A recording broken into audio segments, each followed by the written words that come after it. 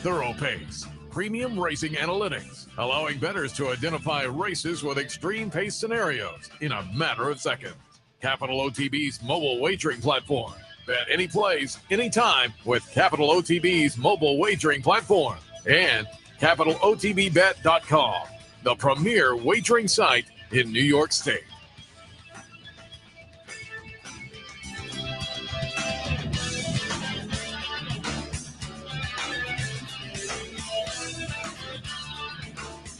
Good morning, ladies and gentlemen. Welcome to the Handicappers Report alongside Seth Merrow. I am Anthony Mormino on a overcast but breezy, seemingly less humid. We'll see if the mosquitoes want to play nicely. But Thursday, week number 6. Nice day yesterday at the track. It actually got quite warm late in the day. I mean, very warm. Humid. Yeah, and a humid, like I say a classic dog days of August type of late afternoon. I mean, it was. I'm the heat of the day, Seth, might have been like between 5 and 6 o'clock yesterday. The high heat of the day.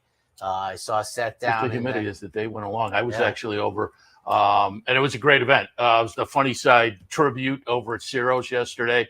OTV was one of the sponsors, and I went over. Nice. Shannon Donovan was over there, and John Signer was over there. And obviously, the whole Funny Side team, Jack Knowlton and Barclay and Jose Santos, Robin Smullen, Tom Durkin kind of emceed. It was very nice. Proclamation from Kerry Warner, New York State proclamation, president of the Kentucky Horse Park came up, and a proclamation from Kentucky. So, and a big crowd. And I will also say great food. I have never seen shrimp that big. It was the old George Carlin line, jumbo shrimp. And they were jumbo, okay. But the rest of the food was very good as well. But it was a fun evening. But yeah, it was. I commented to a couple of people. It seemed to be getting more humid as we got to about 6 or 7 o'clock yesterday. But fun event. And I have to start out the show by apologizing to the OTV customers, because yesterday the betting site was down for most of the day at least. And if you pulled it up, you saw the alert. Warning, I don't know, that said down for scheduled maintenance. That is just the go-to. That was our vendor. We shop out that to Twin Spires. They run and maintain the betting site, as they do for some other companies as well. And the whole gamut was down. It wasn't just Capital OTB. It was the run of Twin Spires partners, as it were. So again, we apologize for that. It wasn't, there was nothing we could do. I believe early in the day, there actually was some scheduled maintenance early, way before racing. And then obviously there was some kind of snafu that led to that. But again, apologies there for that situation yesterday. Yeah, that's rough. Yeah, she might want slate number 2. I don't think this is when we're scheduling the maintenance, because somebody came up to me, they go, that raised their suspicion. Yeah, that seeing that signage, they were like, "Well, you wouldn't schedule Saratoga during." I'm guessing that's just kind of the go-to that they pop up, because again, we had no control over that either. Hopefully that is behind us for the rest of ever. Well, through the rest of the meet at least. I don't think the mosquitoes are past for the season, but I also, watching the Susie O'Kane race yesterday, and I just have. And just as a handicapper, nothing else, like what we're going to get from the turf course. I mean, we're having these humid days, and I think that's not the best for drying out, right? Because obviously there's water in the air. So I don't know, horses taking to it, how it's going to play. I think I saw, Seth, and I would read, but the rails on both are like at 27 feet, almost maximum distance. So we put the rails back up after the 4-star Dave. And as I said before, my suspicion always was that the melon, which has become the practice here, we run very few races that I have a high level of trust for the teletimer on the melon, because there's a rail setting almost until week number 7. I mean, I expect the rails to come down on the melon Wednesday, the Travers week. But, with the summer we've had, locally, starting in July, I mean, I don't know. It's a part of the mix. I will say, Seth, to cry uncle, it's the one part of the chaos I don't like. Like I tell our audience, I like chaos, long shots, days like that and everything. The turf, how it's going to play. I mean, you can see how dark it is. The clods are. I really go back to Caravel spinning her wheels on the turn in a race. So I think she ended up running third. I didn't think she was unbeatable that day, but just the way the race unfolded and how she got nothing going, which doesn't usually happen for her. I was like, well, that was the tip off for me. You know, it's the greatest game in the world played outdoors. It's just another variable for us going forward. Yeah, absolutely. And they're expecting maybe some passing quick showers this afternoon. Those, it's from my read on the weather, those are unlikely to affect things, but they said overnight maybe we'll get some heavier stuff. The thing that I wouldn't like for effect is it's getting no consecutive chance to dry out. I don't want, I mean, any rain anymore, it's day. Like it's cloudy. Like you say, it's humid. There's no wind. It's tough, hardly any wind. So any type of rainfall is just, and you know, it's just, but we're in it. I mean, I'm not complaining about it. It makes it harder, and I don't mind pushing the stone up a higher hill. And I will mention the last race yesterday. Yes, Pasiliquint. You didn't pick that horse. And it is not your wheelhouse kind of. I had to look it up using few words. Pasiliquint. No. I thought. See, the word that I often use for that definition is laconic. That's my go-to for someone who uses few words.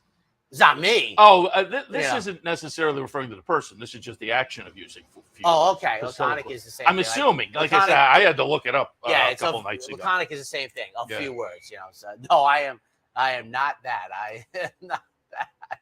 Not that at all. I'm sure that gets it done in the finale, though. And I had, after scratches and everything, I had the top two flip-flopped, and I think it was like a $30. It was a nice little exacta in the finale there. Again, with the top two flip-flop with the surface switch and scratches and whatnot. I was only left with those two after all was said and done there yesterday. Pick six with the carryover, $611,000. Right? I'm assuming that had to be one. I didn't look, but yeah, it had to be. 44,000 on the late pick five. So nice day yesterday. Yeah, it was. Now here's the question. You were there with the wife. The wife and she friends. And the wife and I have now in our life, we have many things in common. One of the things we have in common, though, is our friends are like 40 plus years. We have the same friends really our whole life. And yesterday was the day that one out of towner, they come up from Philadelphia. Her girlfriends, her three girlfriends in high school, and I still have the same three friends. I mean, it's amazing. So it was actually a very nice day for me, going 1 for 9, and not a good one. The only good opinion I had yesterday was, and I forget the horse's name. I apologize for that. I do know it was saddlecloth number 11. It was the MTO, and I said that I'm not afraid of this horse at all. I'm like, anyone can run a 54 and win this race, and that's exactly what happened. I thought that was one of the lesser, not a King Kong at all. And they bet him. They bet him down. I'm like, this is not an MTO that I'm afraid of at all. It was competitive. Don't get me wrong. It wasn't like it was up the track, but got wore down and lost. But I was like, that was not a MTO that I was worried about. So. Yeah, and there was a few in there yesterday that obviously even David Aragona was skeptical of, because they were, usually look out the MTOs and they're taking a little action on the morning line. There was a few yesterday where, and I was right in the same ballpark. They were 6 or 8 to 1 or 12 to 1, and just looking at them on the page, you weren't necessarily worried. The body of the field had better looking horses trying the dirt. Yeah, and David tweeted last night about, and I agreed with him completely, how there wasn't that kind of stick out like a 6 to 5 shot. We've had a couple of them. I think Vex earlier in the meet, where it really kind of changed not only that whole race, but the way horizontals go. But yesterday's, I thought, was a bounty of scratches from legitimate players. I was surprised at a couple of the turf races. And like I said, I'm guessing in the morning who's going to stay and go out. I thought, and trust me, I trust the trainers. That's why they always tease me about my MTO picks, which I don't. It's like, listen, if the trainer wants to go with them, I'm willing to go with them. So when the trainer decided not to go with them, maybe they can't stand up on the dirt even with the pedigree. So I'm happy when they scratch also, but we're guessing at 9:12 in the morning who's going to stay, who's going to go. And it seems, Seth, that it's taken on that type of meat. We've done this a long time, and there haven't been many, but there's years where I can tell you exactly what happened to me. It was in '99 when I just decided I was not going to handicap the weather. It's just too much energy. I'm just going to go straight forward. And if the trainers want to keep their horses in, I'm with them. But this is one of those years, it seems to me, that the weather component is a higher part of the mix than I think most people would like, or that it generally is. Yeah. I mean, it's a major player here today, and it might be again today. Let me hit on some of the promos coming up. Clubhouse Racebook today. Prize Wheel Day at the Clubhouse Racebook. If you go down, you put your name in the hat. Folks are randomly selected throughout the afternoon to spin the prize wheel and win a little extra something. Friday, it's the $100 Trifecta Challenge. Tomorrow, also, the Bounty Bet returns. Keep that in mind. Play the late pick 5 at your with your Capital OTB bet account for a shot at the Bounty. Tomorrow, also, we open again for the weekly Sunday show pool. Again, I will be trying. I got through a couple legs last week, but the show pool entries open tomorrow, Friday. So keep that in mind. Saturday, Fan Appreciation Day at the Queensbury branch. Nice, fun branch up there. Nice crowd. If you're one of those folks, stop by so we can say thank you to you. Clubhouse Racebook on Saturday, the $100 Play the Board contest. And on Sunday, double promo day, match bet, and exacta board. Don't forget, here at the track today, low rollers. It's a Thursdays and Sundays, low rollers. And again, I remind people, if you haven't tried contests yet, try. They're a lot of fun. We at OTB have the Tourney Bets contest on the weekends over on the website, but these low rollers, great way to wade in. You pay $40, you get a $30 betting card, $10 goes to the prize pool. You take the $30 betting card, you make 5 $2 win, place, and show bets throughout the day. If you're up at the top of the heap, you pick out some of the prize pool as well. But whatever, you keep whatever money is on your card. It's always a lot of fun. That's what Thursdays day is it? Thursdays and Sundays up here. So, and I think I could have won 3 of them. You should give it a shot. I tell people now. Here's one I have for you, and obviously that Friday you definitely. Oh yeah. Friday was on the. I don't know how much of the detail. I thought I heard you say $100 Trifecta Challenge. Yeah. What are the details of that? I know I can't play, obviously, folks, but I didn't want to put you on the spot. I feel bad. Do they get $100 to bet a Trifecta? I'm trying to think. I've seen that one. Some of these I play is when I'm down doing the show. I get an entry form and do it. I don't know whether I've ever actually tried this. And when I say I play like you, I can't officially play. No, we cannot play. I'll just tweet out my entry form. We can play the Naira Low Roller, but we can't play these. But that because obviously, as I've told our audience, that's my go-to bet. But if it's $100, because you can spread out in 3 races, that's right in my wheelhouse. That's if somebody gets picked out of a drum and they get $100 to bet a Trifecta, I mean, run down there with Oh no! I'm sure there's an entry form, and you're playing against other people all afternoon. Oh, okay. Yeah. All right. You may be making a Trifecta play in each race, something like that. I'm guessing, or 5 races during the afternoon. But that low roller, and Denise just said this to me. Now, one of the things is not applicable here is a lot of contests around the rest of the world are on Saturday, which is a bad day for me after I do the Handicappers Report with you. But I've told Denise, I said, let's say I did 52 Saturdays. There's 47 of them. I'm going to be in the bottom 15%. I'm going to be at the bottom 5%. I said, but those other 5, I am going to be right there loaded for bear. And I said to her, that's a good ratio because high, I said this about the pick 5 to Brian Nadeau. I said, my thought is with betting, it's like, I'm only going to win it 2 or 3 times a year. I said, but it's only a matter that those 2 or 3 times eliminate the 49 other times. And with the contest, it's kind of a set price. I've said with contests, particularly when you get in a contest that has But I don't, the angle I don't like about them. That's why I think they should almost all be pick and pray. I actually drive up the Northway trying to figure out how to suppress the people who don't really have that opinion, but bet late. I've tried to think about how you can put governors on it.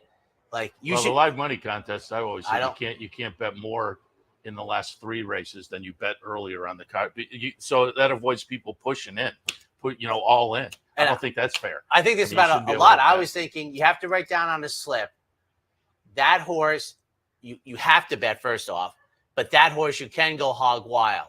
But if you end up not liking him, you still got to bet like 25% of your bankroll on him and then go other ways. I think about it a lot, driving up here early in the morning because I do not like them. That's why I don't enter most of them. I got you. I also wanted to mention again, we had Rich Schosberg on yesterday talking about it. Did a great job. Aftercare day today at the track, so you can go to the community booth. Some of the groups will be cycling in all day. Our friends at TRF. I saw Monica. I said I would send people over. She's going to be at about 2:00. Learn more about the TRF. But also, as Rick said, there'll be some demonstration of off the track thoroughbreds doing other things on the track. So nice day that. Again, as Rick eloquently kind of went through yesterday, it's become an important part of the game now that the second careers or the retirements for horses who can't go on to a second career. So again, we kind of celebrate and recognize that today, Thoroughbred Aftercare Day over at the track. It does surprise me at how young that program is. Because, I'll be honest, I never thought about it. I mean, never once thought about it, which, it's not an excuse, but I kind of look at horse racing through one prism. But you're like, wow, that's a good thing. By the way, another sharp tie. Very sharp tie. Very good. So it's Thursday, so that means we have the DePaula play of the day, and it should be Mr. He's a homer today. He's a homer. Is he? He may mention it on his, but he's. All right. Well, let's raise the curtain. The DePaula play of the day. When you think trucks, think DePaula. Save this week and drive any new Chevy like Equinox with 0 down payment, 0 first payment, and 0 security. Then come join the family for value. Just visit, call, or click. So come join the family and think DePaula for all your automotive needs. Hey, everybody. Steve Beck back with you for the Thursday DePaula play of the day. And we have a unique opportunity on the play of the day today because we're running Scherzando in the 10th race, and he's 5-1 on the morning line, which would be a very attractive price. I think he'll actually go a little lower on a lot of measurements, including Thorograph. He's the horse to beat, and he should get a very good trip. He's going to be probably right behind the 2 speeds, and Javier Castellano can stalk and go. We're really hoping it stays on grass. He's been rained off twice in his last 4 starts, and he's better on the turf. He's solid enough as a dirt horse. He's had a lot of tries. This is his 19th start, but he's hit the board 7 times. He's made over 100,000, and all he really needs is a firm track and a little bit of pace to chase, and I think he gets it tomorrow. So hoping we get lucky. Hope you get lucky with us at DT Stables. The DePaula play of the day is our own Scherzando, number 6 in the 10th race. Thanks, everybody. Hope to see you in the winner's circle and talk to you again on Sunday. When you think trucks, think DePaula. Save this week. Drive Silverado, just $369 a month. Yes, $369 a month. Then come join the family for value. Just visit, call, or click. So come join the family and think DePaula for all your automotive needs.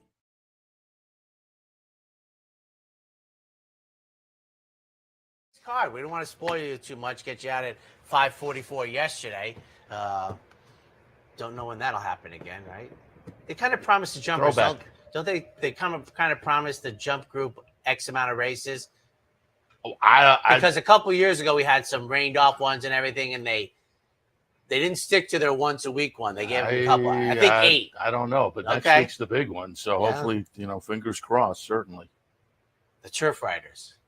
The Jonathan Shepard now. Jonathan Shepard now. Yeah. Appropriate. Very appropriate. Well, we got to kick it off at 1. Which is okay because I don't know that there officially is any New York Turf Riders anymore. Wow. As an organization. Listen, it's a good point. I don't get that letter anymore. 3-year-olds and up, maiden claimers in for 40, going in 6.5 in the opener. And I have it. Dave Grenning makes himself a tuna fish sandwich, calls the meeting to order, and then he dismisses everybody. He was the last president, I believe, so he had like a 10-year reign of going down and presenting the trophy. I have it 7, 5, 1, and 3. I'm going to put Ride Up. No, excuse me. I switched it around. And now Take I your got time. Take a breath. no, now I have to look and see if I had switched them in what I sent, because I did originally have Ride Up. You can see the 2 has been changed and I crossed out. So it's actually 5, 7, 1, and 3. But if I sent that in, no, I switched up and eventually went with Bargaining Power. Chad Brown and Klarovich. And the first 2 starts of the career led me to originally put this one down. Yeah, okay, so I did send in the right numbers. It led me to put this one down in the second spot. But then I took a closer look. It's a horse off a layoff. The workouts for the comeback down at the workouts on Monmouth are, I thought, okay. But debuted down at Kentucky Downs in the maiden special for $155,000. You know, it's that time of year. It's about around the corner, and you'll see horses like this show up down there. The money's so good, big outfits go down. But it's a quirky track, so you can kind of draw a line through that, perhaps. And also, the horse had some trouble in there. Then comes back in a maiden claimer at Belmont, shows a little punch before weakening late. I'm going to look for this one off the layoff to maybe break through today and get it done. Chad, Klarovich, Irad. Right up in the second spot on the numbers. This one maybe a little bit more logical. And again, as I say, I originally had this one in the top spot, particularly when we look back at the race 2 back, the number was very good. And then in the third slot, Mo Than Luck. Again, there's some back numbers that are okay there. But again, Bargaining Power. And those first 2 starts were on the turf, going longer. Now we're looking at cutting back and going to the dirt. And then again, with the workouts underneath on the main track at Monmouth, I think Bargaining Power is more potent today than we saw in those 2 starts last year. First for me at Saratoga, 5, 7, 1, and 3. Go easy on those. That Kentucky Downs prep race, especially when it comes up to the matron stakes. It's a good week. That's another one. That's can't go to Royal Ascot because that's the young person in our lives exams, and I desperately want to go to Kentucky Downs, but that's the first week of school, so I got like 2 more cycles to get through. I've probably, I've clearly made them, the 7, the race goes through the 7. First time in for a tag, has almost already achieved good enough buyer speed figures. I went, as you can see, 3-2. Assertive attitude to me, making the second career start, first time tag, will get lost in the wagering. That's my opinion for the Phil Serpy barn, but I think we fit in the mix, and I think we'll be higher than 9-2 in the second career start. Now, this horse debuted on Veterans Day, hasn't run since, is listed as a gelding. I certainly believe that is the case. And Ride Up the 7 is not going to get lost in the wagering. For second, right next door, this 2 for Ken McPeak, debuted in May, makes the second career start, drew an outside post. It's kind of didn't work out very well, going 6.5 at Churchill. And then for third, I have Bargaining Power, which is, for me, Seth, you put him on top, but for me was one of the, it'll probably come up and bite me, but the less of the Klarovich runners that might be in a spot that you're thinking that it would work out. Like he's had 2 horses break their maiden right, go right into the stakes company. And if this one didn't have the decent workouts, I wouldn't have used it. But okay. but again, the Kentucky Downs race, I think you can draw a line through. Yes. The last one, which again was last October, speed. showed some speed before fading, gets the layout for Chad and comes back. And again, the workouts seem okay. So I thought there was enough to go in that direction. Right. I will say your top pick, I had that one down the 4th spot. Right. I debated putting that one on top because I say a lot. Win early sires, when the horse doesn't win early, and then in the second, third, maybe even 4th start, they change things up, take another look. And this one going maiden special weight to maiden claiming, gelding, Lasix. There's some change up there. And I thought the debut was sharp. Yeah. I know a lot of times, like stats can be very objective. It is what it is. But I can't think of the horse's name right now. But the earlier in the meet, right? He had a first-time starter, I believe, who was a moderate price, maybe 7 to 10 to 1 range. Ran great. ran either second or third, so you don't get the credit for the win. But in my mind, I think was prepared to win, was ready to go. He gets a bagel because he didn't accomplish it. But I'm like, and I think that horse raced very well, Debbie. We'll see how he comes back. Second race this afternoon, we're looking at an optional claimer with the non-winners of 2 other than condition. They're scheduled for a mile on the grass. And I apologize because I usually look at Twitter first thing, or I asked Seth if it rained up here last night. My guess is I presume they're staying on the turf. I mean, I apologize. No, races 6 and 10 are off the turf. Races 2, 3. Once again, I mean, Mark Henning saving my bacon. Thank you, Mark, and congratulations on a great meet going on. Yeah. But races 6 and 10 are off the turf as of now. 2, 3, 7, and 9 remain on the turf. So we're here for that. And here, because I'm in the Times Union, I don't want to let the team down very much. I meam, as of this moment, the 7 and the 6 were the MTOs, and I wanted both of them in case they scratch. But that, honestly, folks, is just a function of I'm the OTB guy on Thursday, and I want to give our team a fair chance at winning because we are tied. Because I think Mike Callahan tied yesterday, so it's like 9-9-7 now. So as a turf race, the 3 comes up for me, the Chad Brown runner. It's only a field of 5 on the turf, and it's going to be a battle between the 3 and the 1 for favoritism. But I have 2 MTOs, which don't matter. Chad Brown's runner hasn't started this year, won the 1X, now comes into the 2X. I've said this before, and it's helped me out a lot. I don't care about the fire sale drop down for claimers up here. And I don't care about layoffs really for any group of trainers anymore. So to me, Saffron Moon, right down the road. Chili Flag, the 1 I'll bring in. The other Chad Brown runner, then I'll take Pleasant Passage on the outside, number 5. So if it stays on the turf, you can throw out the 7 and the 6. They are MTOs. It'll be 3-1-5 for me as a turf contest. I went 1-5-4 and 3. I put Chili Flag on top. I thought off the last start, nice win down at Belmont. This horse just in good and maybe improving form. I Rod Ortiz on board. I'll tilt in that direction. Pleasant Passage for Shug, coming off a couple of nice starts. Belmont, and then last time at Saratoga, I think is in good form as well. Running well, putting up numbers that are very competitive with this bunch, and then not so close for Norm Cassie. Has some early speed. There are a couple others in here who maybe could contend. Sister Luann's the one that jumps out. But if Not So Close can sneak away in the Mary Lou Whitney colors for Norm, I think Not So Close, very, very interesting in here as well. Race number 2 for me, 1, 5, 4, and 3. Race number 3 is State Breds, Optionals 45, 2X, mile 16th on the Melon. 6, 1, 5, and 4. I will go with Agent Creed on top for Steve Asmussen. Has made a start up here already. It was a decent little third.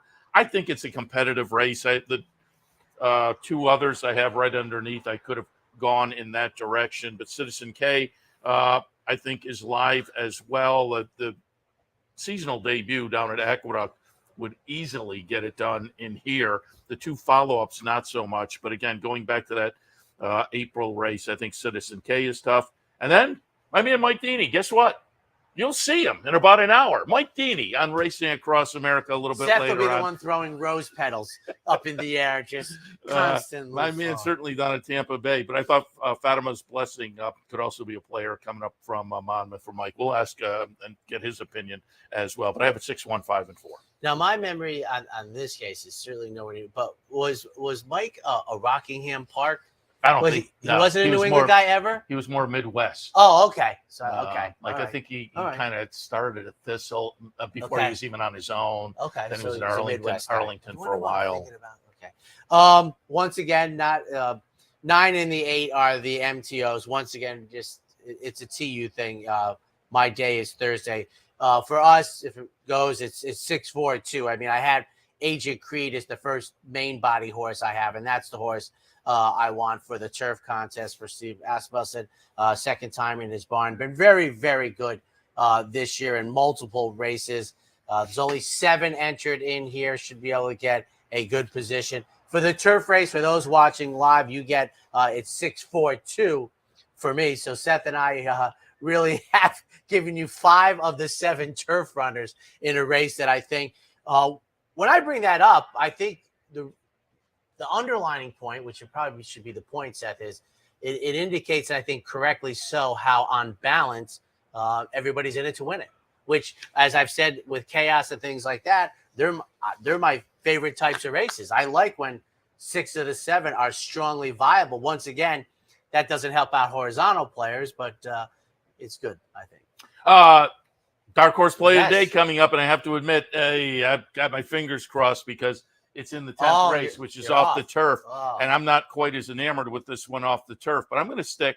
10th race today, Dark Horse Play today, brought to you by the Dark Horse Mercantile. I had a couple people walk up to me and say they have enjoyed yesterday. A couple people walked up and said they stopped by the Dark Horse and they're giving it thumbs up. So if you get a chance, stop by downtown Saratoga, right on Broadway. Sister Store Impressions of Saratoga, also a lot of fun just down the street. But today, the 10th race, horse number 10, Screw Loose, goes out for Windy Lee Farm. We had Kip O'Neill from Windy Lee on, a week and a half or so ago, a couple weeks, I guess.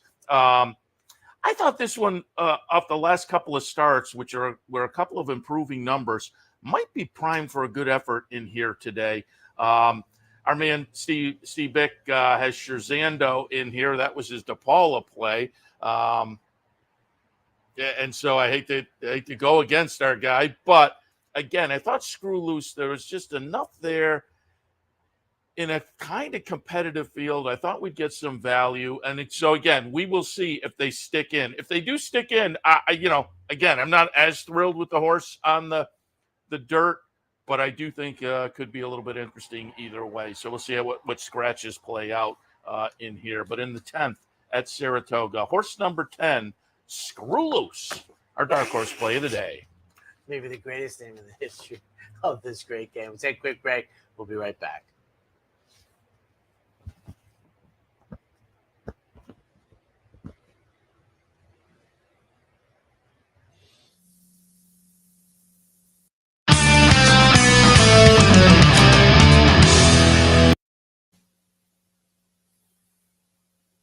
It only takes one upset to make history, and now you can be part of Saratoga's long tradition at the Dark Horse Mercantile. The Dark Horse Mercantile offers a carefully curated selection of clothing, gifts, and home decor, from one-of-a-kind vintage racing memorabilia to select brands like Barber and Under Armour, as well as exclusive Dark Horse branded merchandise. So celebrate the Dark Horse in all of us at the Dark Horse Mercantile, downtown Saratoga, where the smart bet is always the Dark Horse. For more than 4 generations, Bruce Cerrone and his family have continued the 101-year tradition of delighting their local following and faithful summer crowd with the finest authentic Italian recipes. Classic Italian dishes made with the freshest ingredients, served in a home-like setting. Some things have changed in the last 101 years, but not Pinnell's commitment to the finest in Italian cuisine. Pinnell's Italian Restaurant, a Saratoga tradition since 1922. 284 Jefferson Street, just minutes from the track. Capital OTB is now streaming live on Roku. The RTN Racing channel on Roku lets you watch OTB TV live through your Roku device or your Amazon Fire Stick, rather than being limited to computers and mobile devices, which means you can now watch OTB live wherever you are. Simply open Roku, scroll to find the RTN channel, then click on OTB TV. OTB TV on Roku. Try it now. Welcome back to the Handicappers Report. Seth, Merrow, Anthony, Mormino, live from Saratoga on this Thursday morning, leading into a Thursday afternoon of some nice racing, and that includes race number 4, $40,000 conditional claimers, going 6.5. 3-2-1 for me. The race, probably goes through the 2, as Seth has pointed out, and I respect that idea. So I like Jimmy Ryerson's work. This is the second start since late March, and I said this before. I like what I saw. I'm throwing out the turf race, but in the dirt race, a starter allowance shows some good early speed. I generally think that they are considerably more difficult spots than these 2 L's, even though this one is for 40 at Saratoga. So Dylan Davis is aboard again. This is the horse I want to go to defeat Dr. Perry in this race, because they're adding blinkers. The 2 third start since April Fool's Day comes up from Ellis for third, number 1, Built to Last. Chris Englehart's runner, another one, multiple starter allowance races, drops into this softer spot. So it's 3-2-1 for me. 2, 4, 1, and 5. I put Dr. Perry on top. Irod Ortiz for Steve Asmussen. You go to Ellis, a third place finish, a fourth place finish. They weren't super inspiring, but I think they're going to stack up okay with this group. Gets a little touch of class, really technically on the page, how those 50 conditionals stack up with the 40, at Ellis stack up with the 40 here. I wouldn't think there's a huge difference, but again, on the page, there's a little bit of class relief.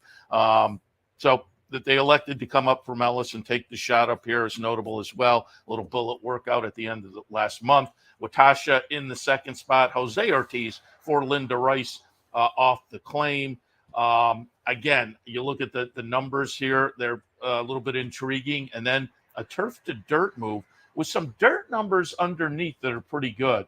This one could be a little more intriguing than first appears when you look at the last 2, because again, you go down the page, dirt numbers do kind of stand out, the better dirt numbers.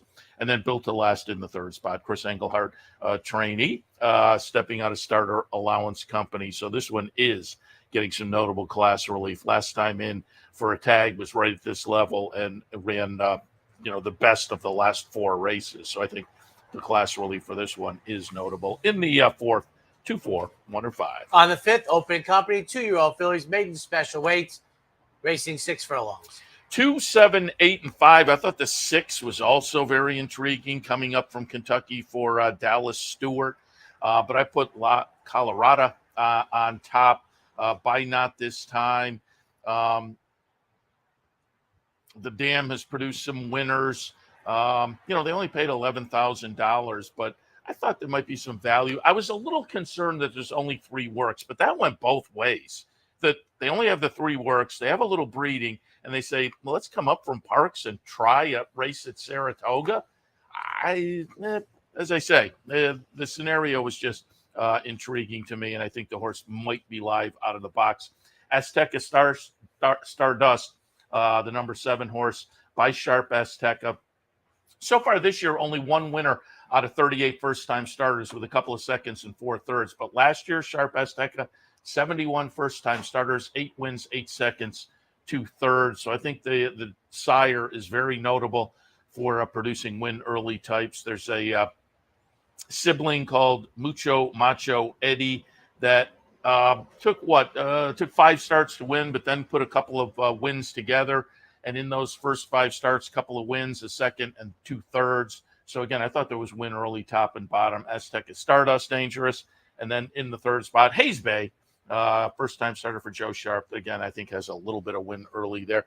The one to beat, maybe experience counts, and Leslie's Luke is certainly a solid player in here with the experience. But I thought some of these firsters maybe a little bit intriguing. 2, 7, 8, and 5.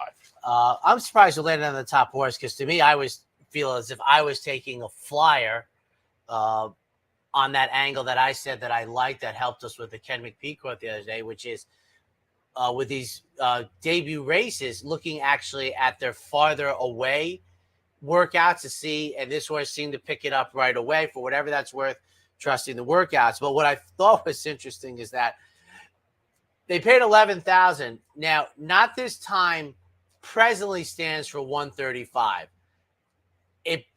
He probably stood for much less than this when this mating occurred, but it still was more than $11,000.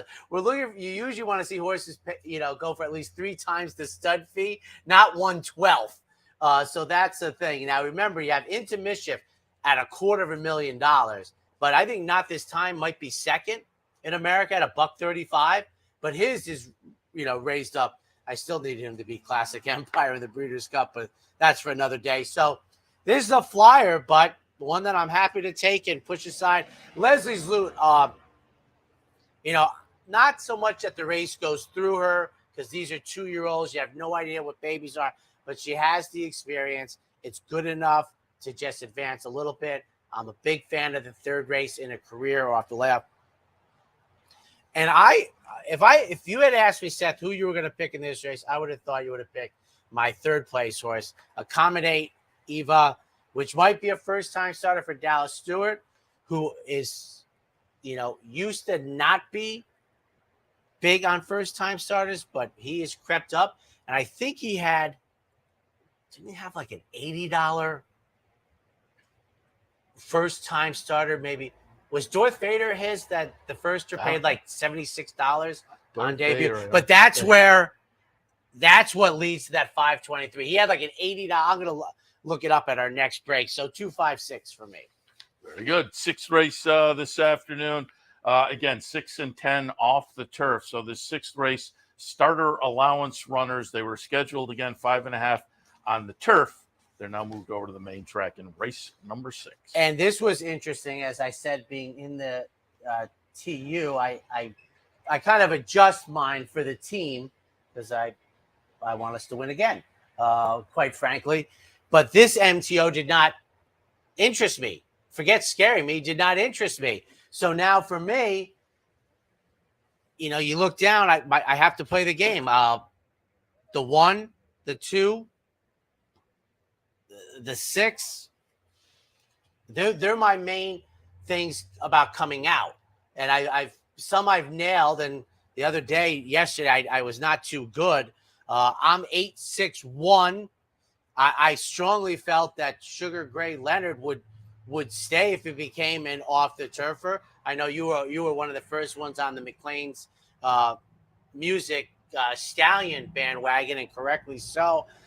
Ignited, I might be a little less inclined to think the offspring into Mischief, although that would be enough for me to want to stay, and then Foliage from the Rail. But I felt strongly that the 8 going forward, and I looked at this race, and I think you have to look at the races where the MTOs seem like King Kong and where you're not worried about them. And, I thought Sugar Gray Leonard, I think, might be the favorite in the off the turf race over the MTO.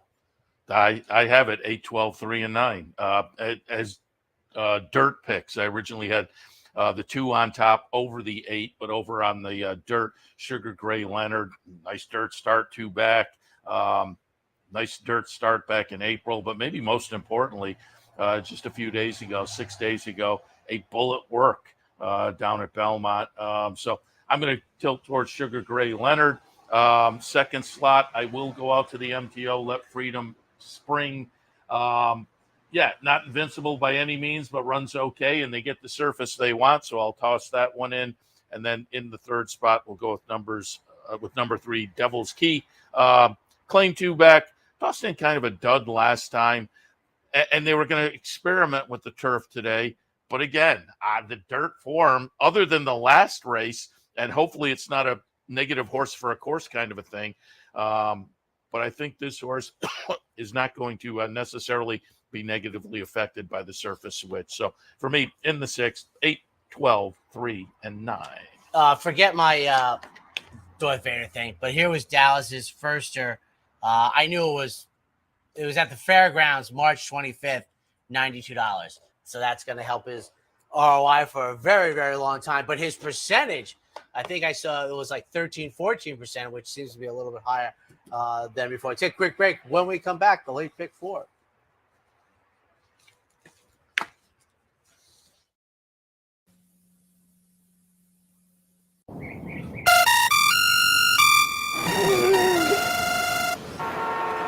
Come on. I want sales reports on my desk by Monday. Whoops. My bad. Love racing? RTN brings you every live simulcast on your home television, plus live video streaming and race replays on your PC and mobile devices. To order, visit rtn.tv. RTN, a breed apart.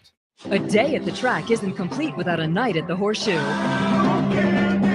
Great food, hot music, and cold drinks. So why go downtown when all the action's just across from the track? the Horseshoe Inn at the corner of Nelson and Gridley. Birdstone is an outside front. They're coming down to the finish. Can Smarty Jones hold on? Here comes Birdstone. Birdstone surges past. Birdstone wins the Belmont Stakes.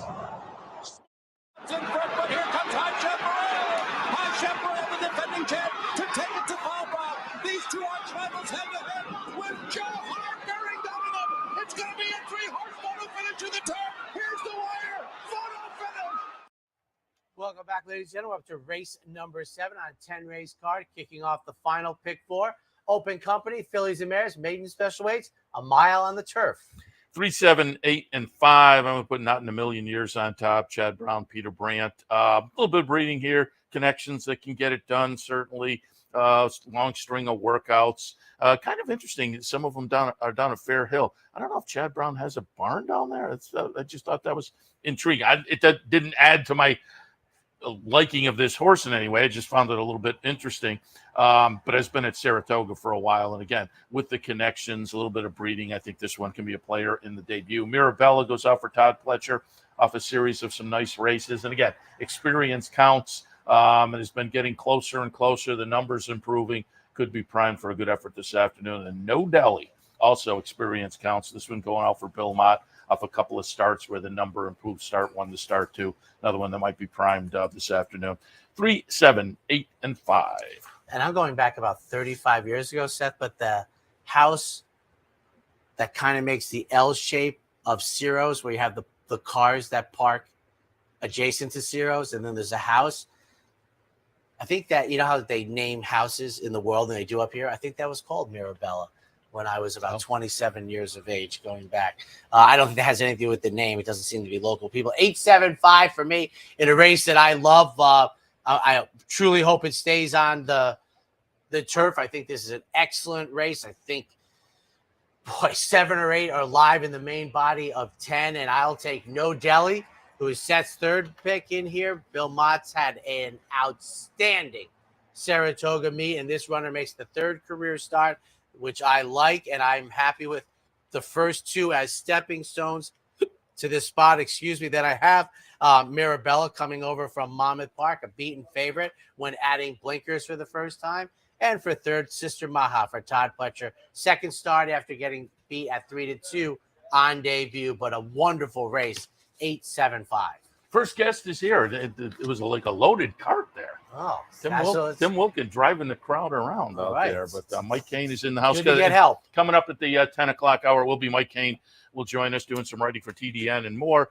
Mike Welch making the regular DRF Thursday appearance. And Mike Needy towards the end of the program. That all comes up at the top of the hour. All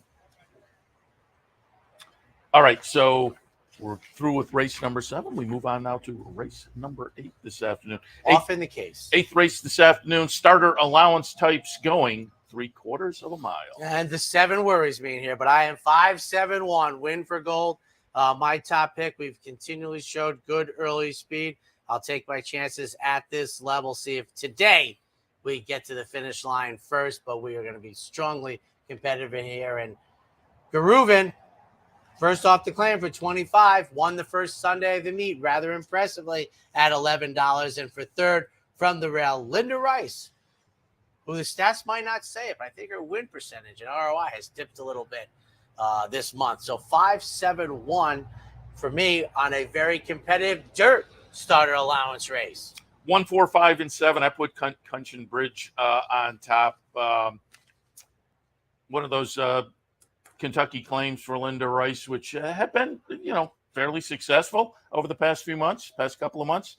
This one comes in with a nice little workout and prep for this. I think can be a player in with this bunch, but I think a few of them can be a player. And also it seems like there's a lot of early speed. So I had Garuvan down in the 4th spot, and I don't really have anything against, but maybe, given kind of the stalk and pounce last time, that might work again today. We'll see. That first furlong, that first 1/4 of a mile, going to be really intriguing to see if somebody can separate, or will there be a ding-dong battle. Clubhouse also with a little bit of early speed off the claim, but claimed away from Todd Pletcher, claimed out of a win at the 25 N2L level. We'll see. In good form, certainly, but again, with the scenario, the class move and the claim move, we'll see. And then Win for Gold. Been bouncing around this company the last few races for Marshall Graham 10 Strike Racing, Michelle Giangulio, and has been in the hunt more often than not. I would expect that to be the case once again this afternoon. So in the 8th, I have it 1, 4, 5, and 7. We'll take our final break. When we come back, the late Daily Double.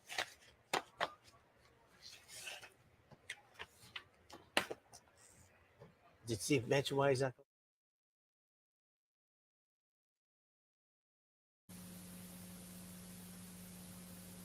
For more than 4 generations, Bruce Cerrone and his family have continued the 101-year tradition of delighting their local following and faithful summer crowd with the finest authentic Italian recipes. Classic Italian dishes made with the freshest ingredients, served in a home-like setting. Some things have changed in the last 101 years, but not Pinnell's commitment to the finest in Italian cuisine. Pinnell's Italian Restaurant, a Saratoga tradition since 1922. 284 Jefferson Street, just minutes from the track.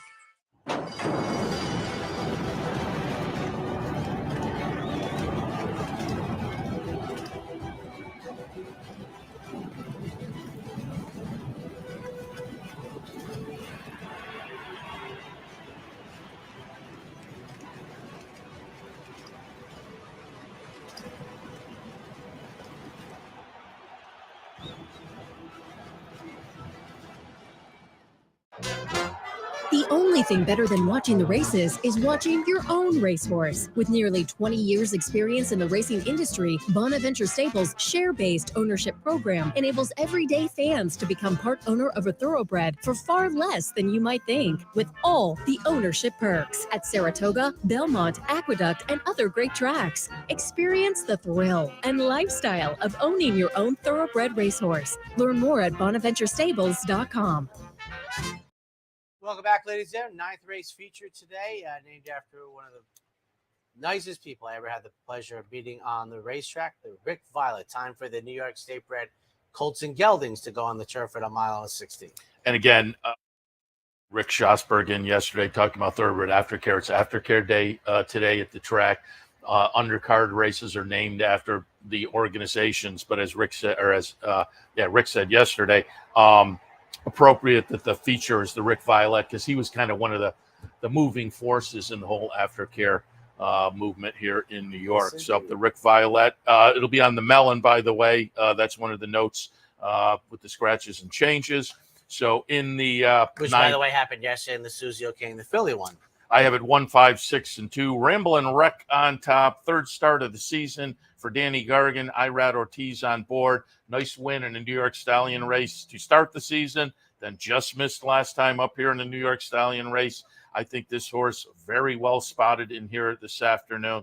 We'll put Ramblin' Wreck on top. It's all coming together in the second spot. Phil Serpy horse finished in front of my top pick last time, but just by a smidge. So I'm going to look for those to turn things around. But I will say it's all coming together with a little early speed. Could be dangerous. Let's go Big Blue, going out for Coach Bill Parcells off a nice win last time in Allowance Company, State Part Allowance Company, but comes in good form. Third start back, could step forward as well. In the 9th, 1, 5, 6, and 2. Boy, I'll tell you, since I have the longest shot in the morning line on top, I think everybody's in it to win. And I think willing to risk it all. I don't think David Aragona swings and misses too often, but I think I'm in this off of that race earlier in the meet, the Stallion Series race. I think I'm absolutely competitive in here. A stride or two better. I think at 15-1, I'm taking my chances. They're adding blinkers today. Even better. For second, obviously, it's easy for all of us to root for August Dawn Farm for a long time. Let's go Big Blue for the coach, comes off of the victory in the 1X, and King of Comedy for third. And like I said, if you like the 15-1 shot on top, and I'm in that boat, boy, all 6 to me are live in this race. Yeah, friends over at America's Pastime, locally based partnership, have vacation dance, so good luck to them. And good luck in race number 10 to our friend Steve Bick with Scherzando. We'll see what happens as far as scratches and whatnot, as this one is now moving to the main track. State-bred Maidens going 5.5. Now, Steve's horse will get the dark olive highlight color in my spreadsheet. Why? Because he is the veteran in the group, making his 19th start. 527 Street Rod, making the second career start as my top pick. I'm comfortable with the off-the-turf debut going forward. A couple solid work since then. The offspring of War Dancer, 5.5 on the dirt. The turf, I'm going. From the rail, number 2, Twirling Vine. It's hit the board the last 2 races. That was the 2 starts this year. Very competitive. Does draw inside. Will probably have double-digit number of entrants. That could be an issue. And then Laurel Valley, Mike Maker's runner. I don't know if they're going to stay in. They seem to run much better on turf sprints, but we'll see. But I like the 5 very much. 527. I think there's probably, for me, less guesswork that he's staying since they did before. Again, my dark horse play today is number 10, Screw Loose. And if the horse stays in, I think is interesting and still is the play of the day. But again, I switch things up on the dirt, 12, 1, 2, and 6. I'll put the offspring of Into Mischief out of La Verdad on top for Lady Sheila, owner of La Verdad, the very talented runner for Linda Rice, goes out now as an offspring for Linda Rice. So Prince of Truth on top, second spot, Russie, who I had in the second spot on the turf, but only dirt form for Jim Bond becomes dangerous in here. And then Twirling Vine, again, only dirt form. So I don't think the surface switch a big obstacle. Interesting to see who stays and who goes. But I think there are a few in here that you can point to with equal confidence or lack thereof. But I have it 12, 1, 2, and 6. And I should let people know, I think it's fun guessing at this hour because it might be tough for our show if you're stringent. But, we're going to have plenty of time. About 11:15, the scratchers are going to come out, and we'll be able to reassemble. But I always make a quick look to see, guessed wrong on that one, guessed wrong on that one. They're staying in or they're going. But, it's also quiet, in my opinion, for Alabama week. I'm like, this is pretty big stuff. But pleasant day, it seems like. Seth, that as Denise and I were coming to the track later in the day yesterday, I saw many people leaving. And the point that I'm making is we've talked about it where, you don't have to make it a 5 or 6 hour excursion up here, maybe 2 or 3 hours. But I saw people leaving at like the 4 o'clock. It looked like they had a very nice time, and they're probably going home. They're going to, probably make dinner at their own house, etc. So it doesn't have to be a full investment. So I was like, yeah, that's what we're talking about. Come spend 2 or 3 hours. Absolutely. I think if you can see at least 4 races, to me, the breaking point for the casual fan is 4. 3 is a little light, but I think if you can see 4 races, make the day up here and the trip and enjoy a little time of your day. Yeah. Don't forget Thoroughbred Aftercare Day. Enjoy, donate, go to the community booth and learn more about some of the organizations and also low rollers up here as well. Absolutely. And as far as down at the Clubhouse Racebook, once again, Prize Wheel Day today. Trifecta Challenge tomorrow. Clubhouse Racebook, 711 Central Avenue in All Albany. right. He stays, I go. Up next, Mike Kane. Have a great Thursday afternoon.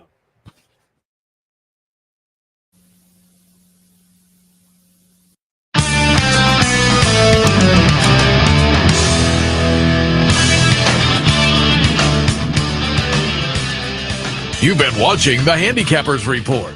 The Handicappers Report has been brought to you by Thorough Pace, premium racing analytics, allowing bettors to identify races with extreme pace scenarios in a matter of seconds. Capital OTB's mobile wagering platform. Bet any place, anytime with Capital OTB's mobile wagering platform. And CapitalOTBBet.com, the premier wagering site in New York State.